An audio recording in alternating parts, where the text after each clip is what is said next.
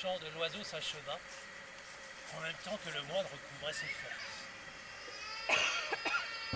Il lui prit alors désir d'aller conter son aventure à ses frères et à son abbé, tout autant que d'aller manger au réfectoire, car la faim le tenaillait soudain avec douce violence. Oui, mais au sortir du verger, une surprise nouvelle le troubla fort, car un portail qu'il n'avait nullement vu érigé était désormais à l'entrée du monastère.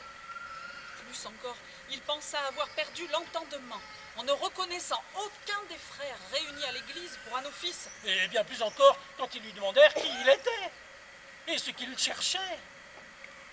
À l'annonce qu'il fit de son nom, mais aussi de celui de l'abbé de son abbaye, le prieur du prieuré, qui connaissait tous les anciens du monastère, comprit. Notre moine arrivait de 300 années en arrière, mais également, et sans nul doute, du jardin du paradis. Longue vie eut encore notre moine pour enseigner à tous et à chacun comment celui qui prie Sainte Marie connaîtra le paradis. Ainsi s'achève le récit du moine, qui resta au paradis durant 300 années de vie pour les hommes d'ici, mais qui pour lui ne dura qu'un instant de sa vie. Et celui qui me l'a dit l'avait appris de celui qui lui avait transmis d'un ancêtre qui à lui l'avait dit.